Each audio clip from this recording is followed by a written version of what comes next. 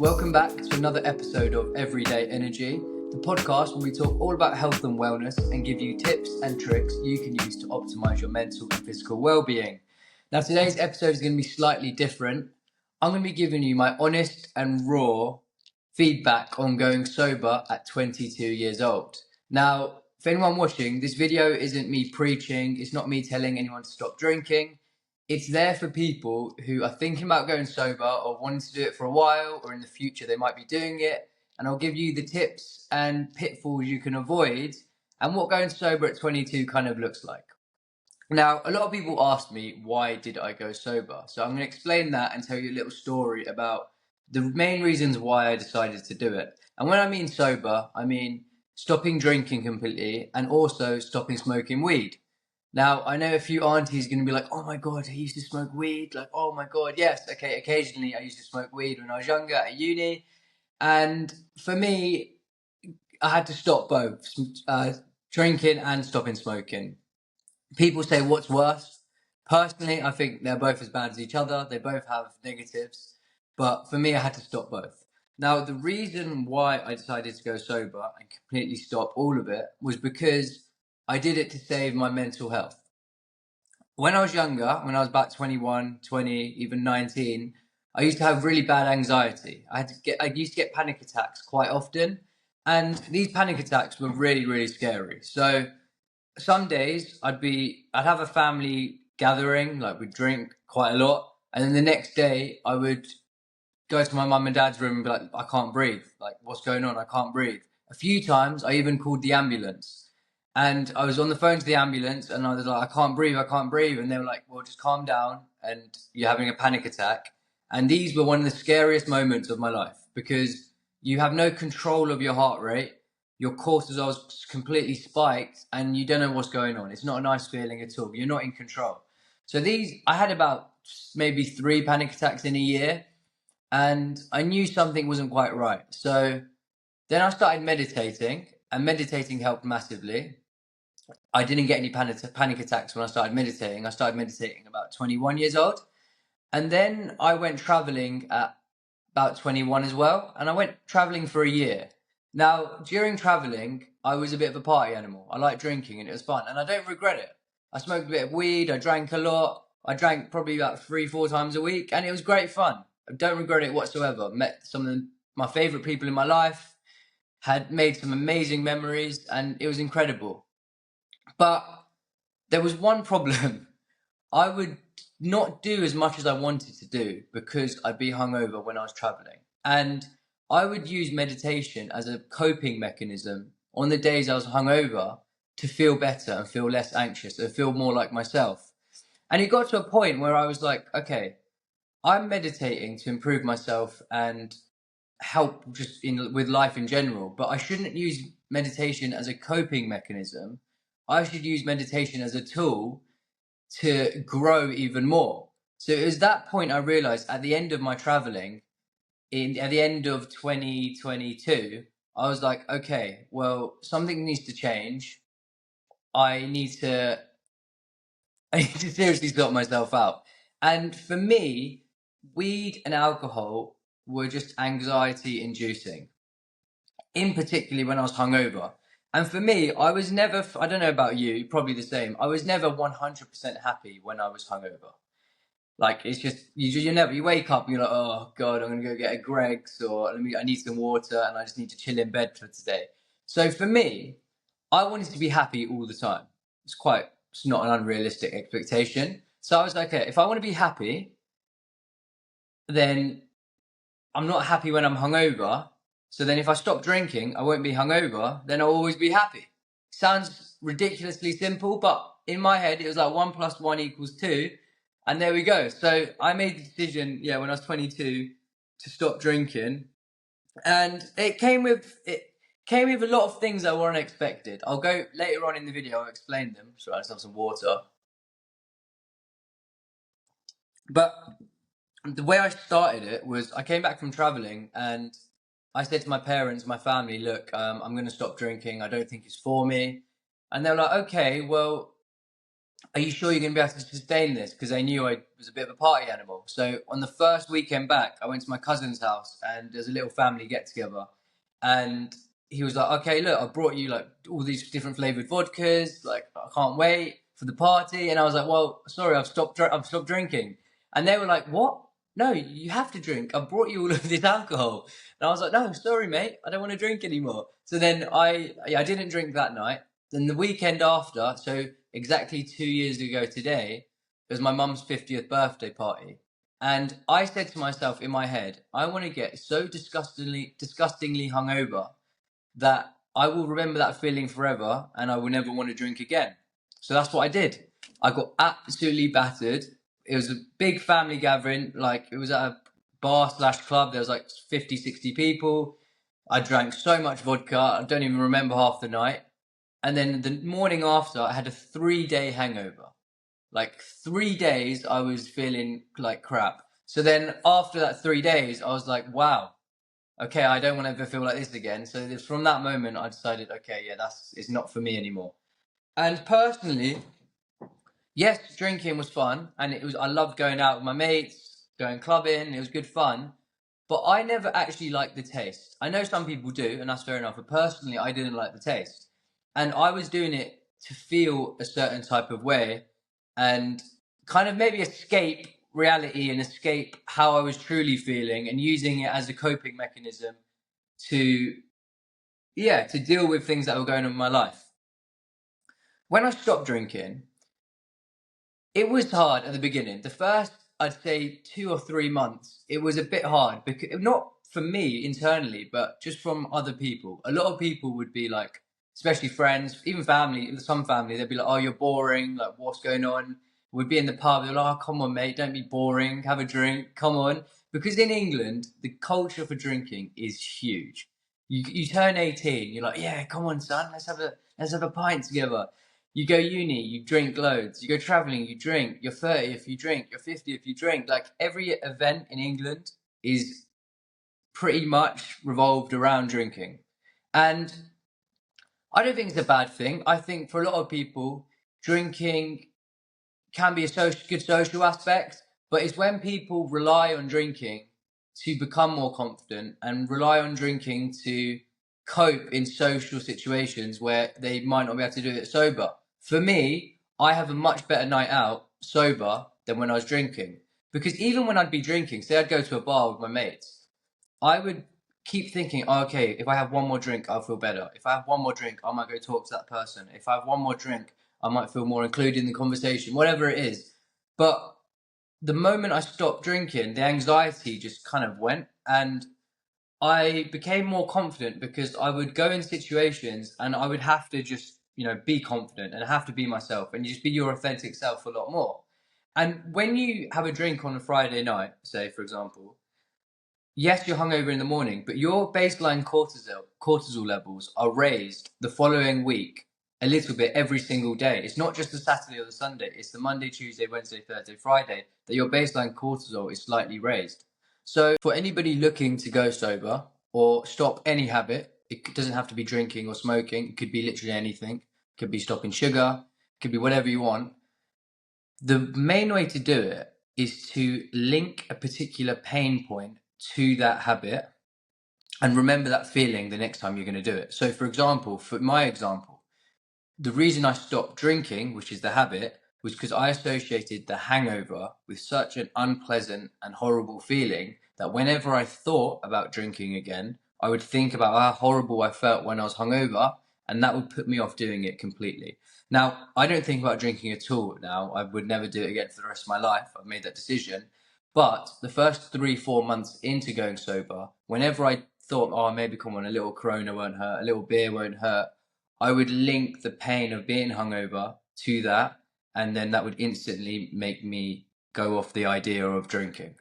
And that's the same with anything. So any habit, you just have to have a big enough why, and that is a big enough reason not to do it. So once you, and for a lot of people watching this, you'll be thinking, oh, I don't want to stop drinking. Like, that's fine. Like, do what you want. I'm just saying, at some point, it doesn't have to be drinking. It can be any habit. At some point, if you have a big enough why for something in your head, that will outdo any reasoning to do that thing, because that why will stand out very clearly for you. And people will come to a certain point in their life when they figure out a why. For me, that why was to literally save my mental health and stop myself spiraling into depression, anxiety, and yeah, I knew what I was doing wrong and I had to change something. So that's some tips on how to stop a habit. I want to also talk about some unexpected things that come with going sober, and they're not all good. Some things aren't perfect. So one of the things is that, especially dating girls, for example, some girls I've dated, they are literally like, okay, what? So you're not gonna have a drink with me? Like, you're not gonna come to the bar? You're not gonna have a cocktail? And I was like, no, sorry, I'll come. I'll come and have a mocktail, or I'll have a Corona Zero, but I won't drink. So some girls are put off by that completely, and that's fine. If they're put off by that, then that person's not right for you. And or even partners, don't have to be girls. If you're a girl, it could be a boy. But the other thing is that it does become a little bit more lonely and isolated, because I used to go to the pub every Friday, every Saturday night. And I still do go out. I go to the pub not as often. My mates will tell you probably like once every 2 months. But I still go out to London. I do enjoy going to bars. I won't go clubbing anymore. Occasionally I do, and I'm standing there like 2 a.m. looking around. I'm like, what am I doing? Like, get me out of here. But the reason it's become slightly more lonely is because you do stay in a lot more. Like, you just don't go out as much. But that isn't all negative, because you learn to be a lot more comfortable in your own skin and also more comfortable in your own company. So I do a lot more things now on my own, and I love it. Like, I enjoy it. Like, I go on holiday on my own sometimes. I've been in Amsterdam, I've been in Slovenia. I'm about to go to Japan on my own. It's amazing. And the benefit of being comfortable in your own company is that you don't need anyone to make you feel any happier. Yes, I love hanging out with my friends and I love hanging out with family, and it's so fun. I have the best time with them, the best laughs. But I also love being on my own. And so it's a bit of an introvert and extrovert. The reason I like being on my own is because you learn more things about yourself when you're sitting there doing nothing. Like, you just have thoughts, you have realizations, and there's less distractions going on. So it's quite nice being on your own. And so I went to the cinema and watched Avatar: Fire and Ash, which I highly recommend. It is a banging film. It was 3 hours and 40 minutes, but it was so good. I just went on my own, had a little date night on my own, sat there, watched the film, took some snacks in, and it was a great night. And I asked a few friends if they wanted to go, if they were busy. I was like, you know what, let me just go on my own, and it was fun. Another thing I want to talk about: when you do stop drinking, you do have a lot more free time as well. So rather than sitting in a pub for 6 hours, you do just genuinely end up becoming more productive. Because for me, I've started a business, the health coaching, the events, and I've become way more motivated. Before, when I used to smoke weed and drink, when I'd be hungover, I wouldn't want to do anything the next day. Or if I was a little bit high, I just want to eat snacks and eat crap, and you just, all your motivation is zapped. So the moment you do become sober, or not even sober, just stop drinking as much, your aspirations and your confidence improve so much that you can actually go and achieve the things you've always wanted to do, and go and achieve the goals that you've wanted to achieve. And also, you save so much money. Drinking is, in UK especially, is so expensive. Like, one pint is now could be like £7, or like a double vodka coke's like £14 in London. So you save a lot of money, and you then can use that money on like nice food or things that can actually help you in your health, and things that can actually benefit you. So yeah, the money thing wasn't really a big part of why I stopped, but it was more the health, mental health, and even the physical health has improved massively. My fitness is the best it's ever been. Before, I could barely run 90 minutes. Now I'm like flying around the football pitch. In the gym, I'm so much stronger. My sleep has improved so much. I used to wear a Whoop, and my Whoop score was awful when I used to drink and smoke weed, and now it's so good. My sleep every day is incredible. I wake up feeling refreshed. I feel good. And this is a thing that people won't realize as well. My relationships have improved so much.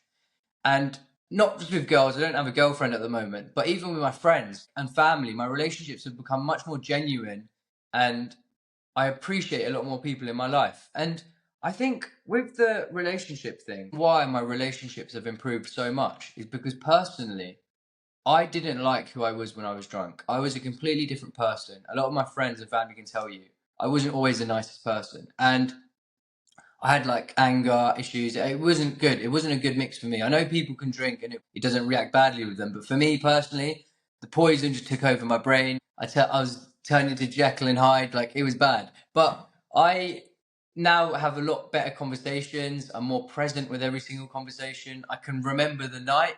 That's the best part as well. Like when you get battered, you don't even remember half the night. So why are we trying to forget like half our life? So that was a real big benefit for me. And there was a guy at uni I went to in UEA in Norwich who was called Jake. Shout out Jake if you're watching this. But he didn't drink and he went clubbing and he was sober. He never drank at all. And I thought at the time, I was actually inspired. I was like, wow, this guy's incredible. How is he doing this? Because I thought, you have to drink. I thought, come on, like you're at uni, you do this, you do that. I didn't think it was even possible. So he inspired me a little bit. I don't know if he drinks now, but it doesn't really matter. But people will come in your lives and they will show you that things are possible and you don't have to conform to society and do what everyone else does, because yes, there's a big drinking culture and yes, it's the norm to do, but there are a lot of people now who don't drink, especially our generation. I think it's moving more that way where more people are realizing actually sober is still nice and you can still have fun without drinking. So again, I'm not telling anyone to stop drinking. If you drink, cool, I don't care. I loved drinking before, I don't regret it whatsoever. I'm just saying that you can still have fun without drink and your life does improve tenfold. And it's been 2 years for me now. Mentally, physically, spiritually, emotionally, my head is a lot clearer. That noise in the back of my head's gone. I'm doing more of the things that I wanted to do. I'm more motivated. I'm just a lot happier in general. My mood has improved a lot. And the fact that the panic attacks have stopped, my stress has reduced massively, and I'm not an anxious person anymore. That's more benefits I could ever have wanted. With my health and life coaching programs, I do help people who do have addictions or habits that they want to change. So if you are thinking about stopping a certain habit, it could be anything. It doesn't have to be drinking or smoking weed. It could literally be anything. I can support you and help you. Just give me a message, and yeah, I've got lots of tips and coaching mechanisms that we can use to help you kick a habit. Unfortunately, in life today and in society, there are a lot of things that are anxiety inducing. For example, our phones, drinking, all of these things are there to distract us. But we have to hold ourselves accountable and be responsible for our own mental and physical health. Yes, you can go to the doctor as a last resort for antidepressants or anti-anxiety medication, but realistically, we should be looking after ourselves in the first place. And it does take hard work. It does. But when you find your why and you think, hold on, why am I doing this? And you become a little bit more conscious and a bit more intuitive and make your decisions a bit more intentional, then you really do figure out why you should be doing things and why you do things in a certain way. And it does become a lot easier when you open your eyes and be like, okay, maybe I should be doing this differently. Maybe I should not drink every single week. Maybe I should drink like on special occasions, or maybe I shouldn't go on my phone every night before bed. Maybe I stop an hour before bed so that my sleep improves. Like for me, for example, the last 2 weeks I've been having rubbish sleep, and I've realized I had a health coaching call with my client, and we are talking about routines, and he said the reason why my sleep's not good is because I've been on my phone close to bed. And I was like, okay, then why don't you stop 1 hour before bed going on your phone?